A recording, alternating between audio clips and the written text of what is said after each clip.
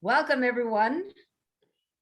You are visiting the Aging and Spirituality podcast, and this is where two yoga devotees examine how to really live a fulfilled life. And I'm Kathy Lee Taylor. And I'm Chris Jensen. And today our subject is going to be all about following your passion and whether or not that is really, truly good advice. We'll examine what finding your passion means, how you can find it, and then what to do once you have found it. So if you've ever wondered what people are talking about, and they say to you, oh, you just have to find your passion, like that's going to solve everything about your future direction and what you want to do. Well, stay tuned because we're going to have some interesting revelations. Yeah, I mean, I've heard that so many times, and nobody ever really gets to the bottom of what that means. Well, that's a good place to start, actually. What do you think passion means? For me, it's what I really care about, what's most important to me. Right. So, which is a pretty common definition of feeling passionate. To me, it's just a feeling. I think often people get into the game mentally and they think passion is like a calling or a unique thing that they have to do. They're so passionate about it that if they start a business or they do whatever they do with it, it has to be successful because they're passionate, which is debatable and what we're actually going to be talking about today. Because I looked up, some of the research really shows that highly successful people are very divided on whether or not giving people advice about what passion is a good idea. Like, for example, Tom Brady thinks it's the only thing you need to know is what you're passionate about. Of course, he's passionate about football. But on the other hand, Mark Cuban has said that it's easily the worst idea you can give somebody because it really is misleading to them. So right, exactly, this is what I'm talking about. It can be a very divisive kind of idea. And as a life coach, I've talked to people who come in thinking they really want to understand what they're passionate about. They feel bad about themselves because they don't know what that is, or they feel like they have to really struggle to find out what it is that makes them passionate so that they can move forward in their life. And I honestly think that there couldn't be anything farther from the truth on that one. So, like, first of all, for me, I look at it like the problem about thinking about your passion with your head and even your heart in that way is very misleading. You'll get caught in a trap where, okay, for years, you're going to, like, one year you're passionate about making pictures. The next year you're passionate about baking cakes. The next year you're passionate about having babies and growing them. And so this is the main point. Your passions change. How you feel about things changes all the time. So if you follow those, it's kind of like a dog chasing after a car, trying to bite the wheel. Like, you're never going to get there and you'll probably hurt yourself. So maybe, what people are saying when they talk about find your passion is what do you, care about what you're doing, really care about it.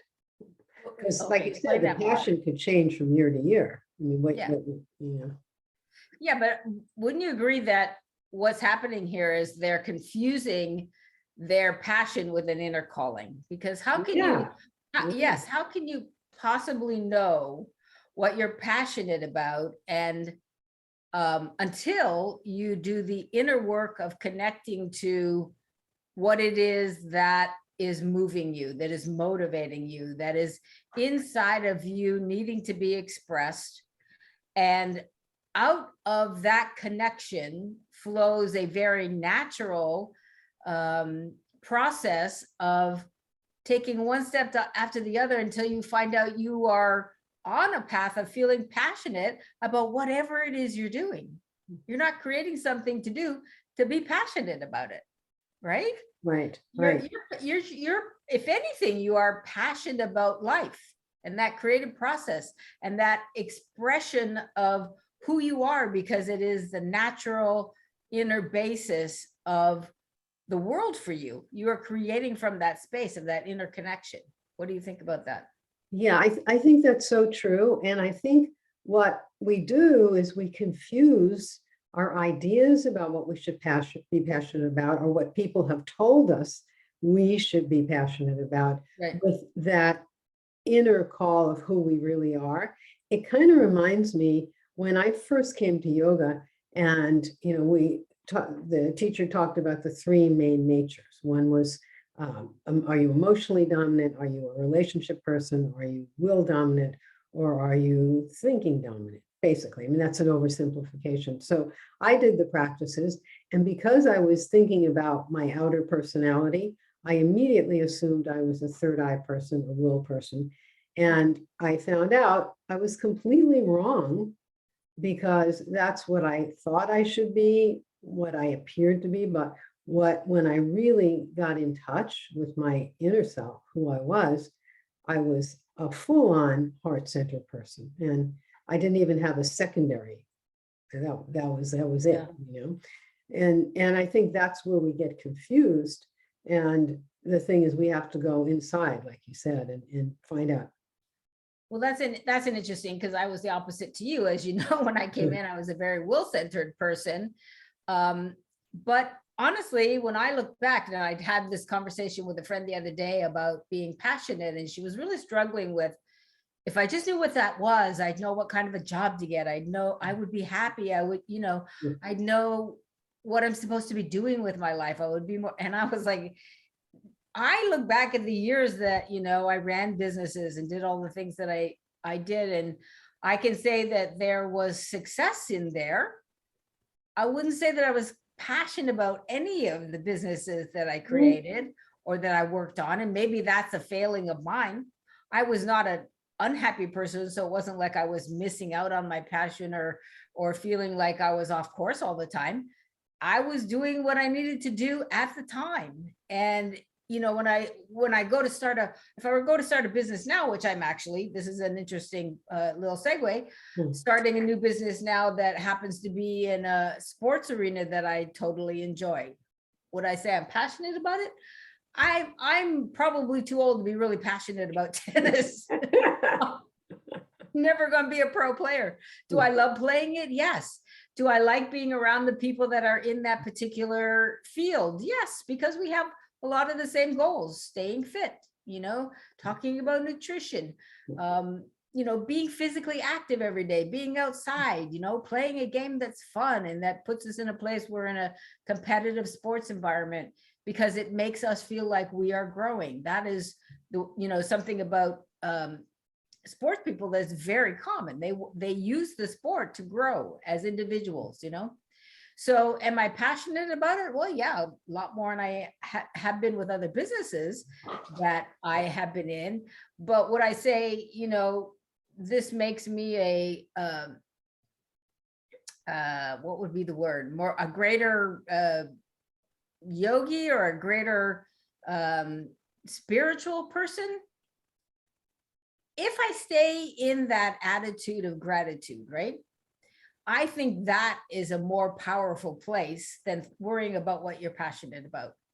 And often, the process of getting to a place where you feel passionate oftentimes requires you to have those kinds of capabilities. Tell me if you think this is different. Because if I want to find out what a passion is, I would tell somebody to stay in a very open, receptive place where you feel grateful every day. Just stay there. Spend your time there. Visit whatever you have to do in the day in that particular emotional contemplation, emotional inquiry. It's really a very creative space when you're open and receptive all the time. And if you will take the time every day to be still, once or twice a day, as you know, we're longtime meditators. So our stillness happens at dusk and dawn. We're there waiting to have that connection, be in connection with inner self. And if we have unanswered questions going on in our lives, oftentimes that's when we can make a connection, or we at least open the space where, you know, in the outer part of the day, as you're going along and being in gratitude, you'll get the answer. You know, you'll get the answer somehow about what it is that you need to be doing.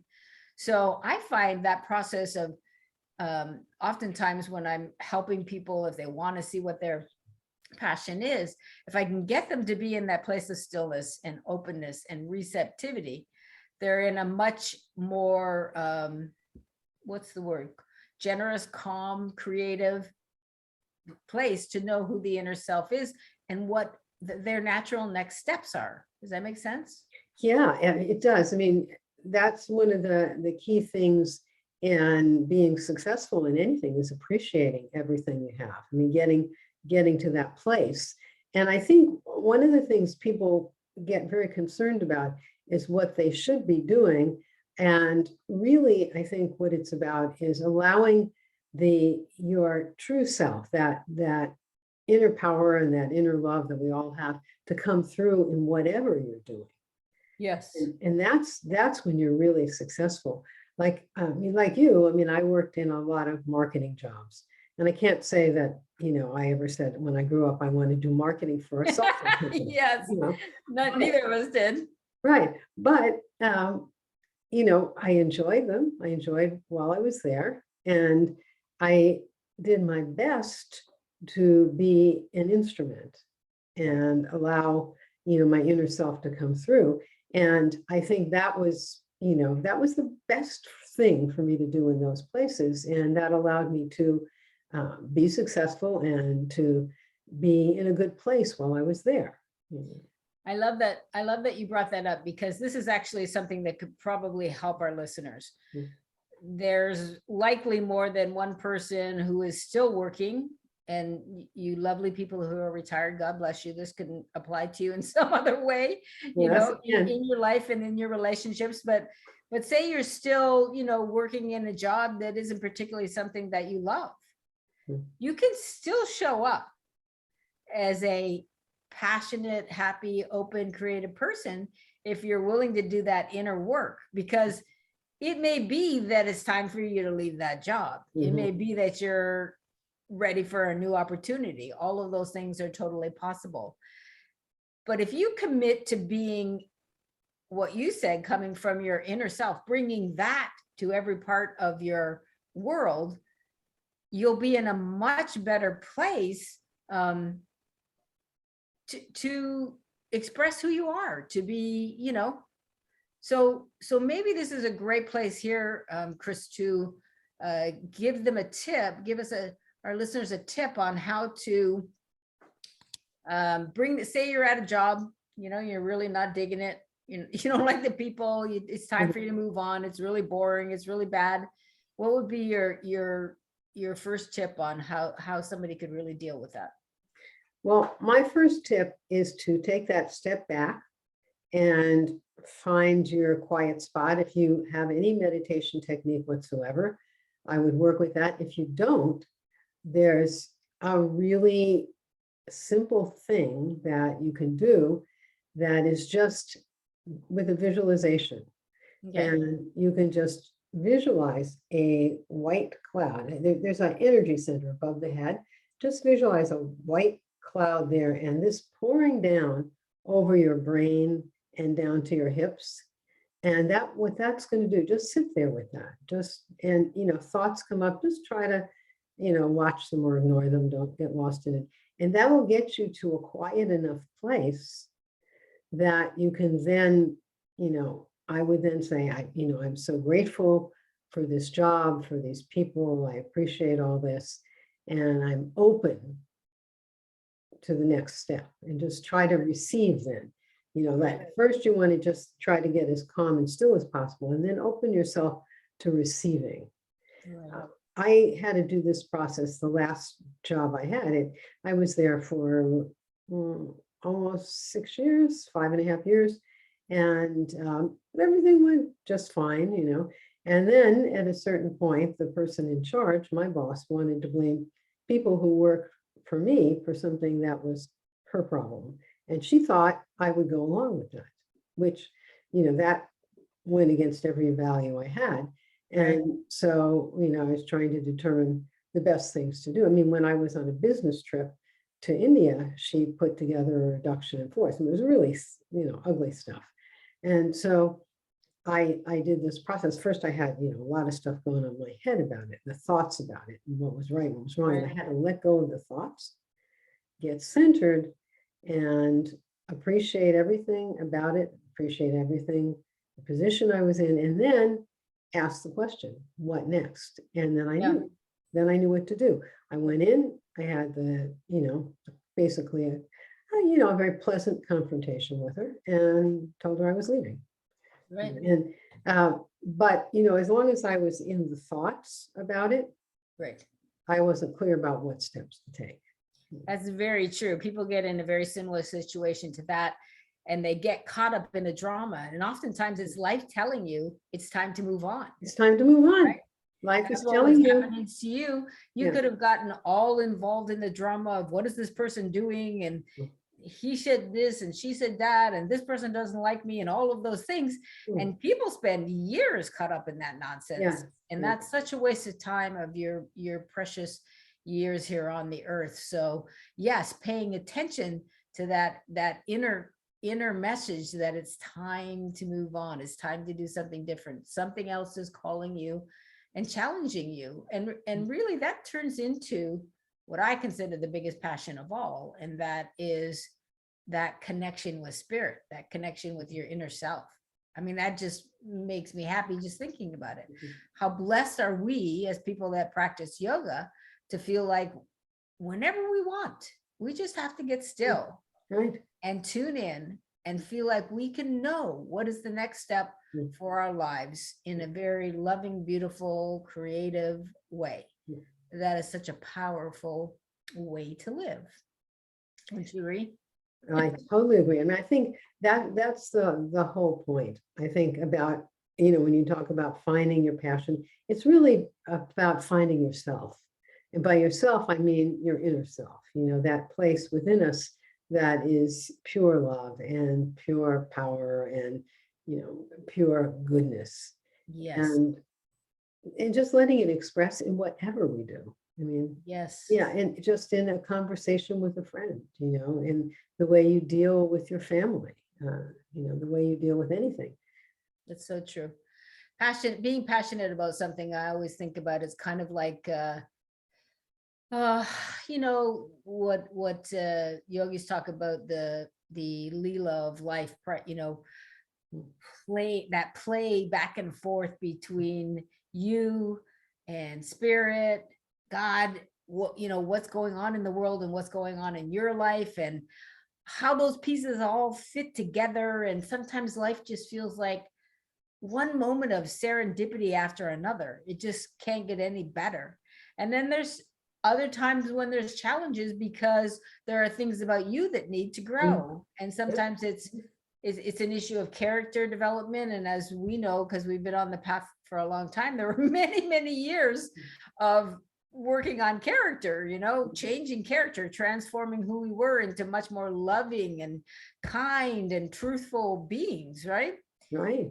But so I can't think of anything more passionate than just having the freedom to get up and live life from the inner being, and asking that question from an open, receptive place of what is my next step? What fun. It's like being on vacation every day, right? Like you're in a hotel and you get up and you go, what are we gonna do today? That's a good way to describe it. That's a great way to describe it. Yeah. Right? Yeah. That you're like, and I'm not kidding, listeners, your life can be like that when you really tune in to who you are, and that flow, you're in that flow. Sports people talk about being in the zone all the time. There's this great movie called the oh God, it's a Kevin Costner movie. What is the, oh, my kid's gonna kill me because it's my favorite show. Something of the Game.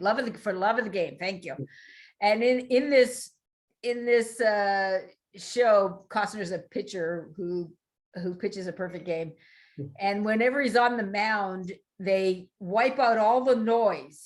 And all you hear is this voiceover saying, Oh my God, I'm forgetting what the words were. Oh, clear the mechanism, clear the mechanism. Okay. And so it was, that it was the idea that now you're completely in the zone, and he would throw a perfect pitch every time, Mhm. right? And that's really how it feels sometimes when you're in that really passionate place about life. You're not having to chase after answering all these questions, or chase after how to, fix what's broken in your heart or what's broken in your life, Mm. or those kinds of things, right? You are just in the zone of who you are, tapping into that source of well-being and joy and goodness and truth, and following those steps Mm. all the time in your life. And that to me is what freedom is really about. Yeah, it really is. That is the freedom. And people confuse, I think, sometimes, like what their ego really wants with Yes. the idea of passion or the inner self. I was working with someone who some people didn't come through on something, and he was really aggravated about it. And he said, well, I'm Yeah. aggravated because I care so much. And I said, no, you're aggravated because you didn't get what you wanted. Yeah. Yes. And there's a big difference there, I mean, Right. There is. and when you care, you go inside and the love comes through, and it's a whole different way of expression. I agree. And thank you for bringing that 3-letter word, which is a monster to most people, in. Mm. And we're not like laughing because we're way above the ego, or feel like, you ever got your handle on it.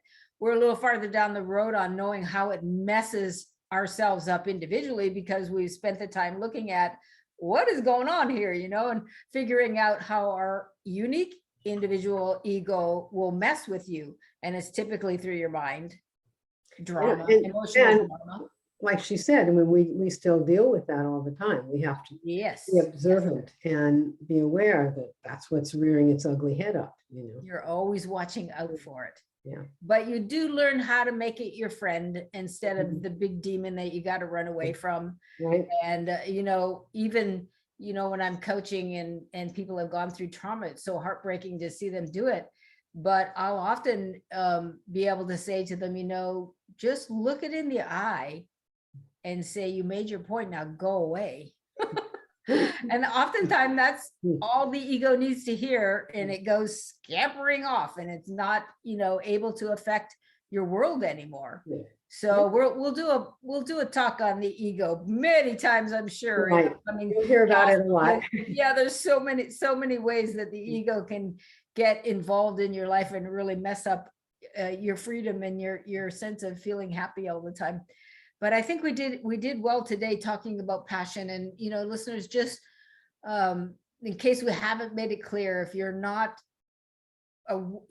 feeling like what you're passionate about, and that's making you crazy, don't worry. Get up every day and just be grateful that you can breathe and you can go to work, or whatever it is that you do. You have all the capacity to be happy right inside you.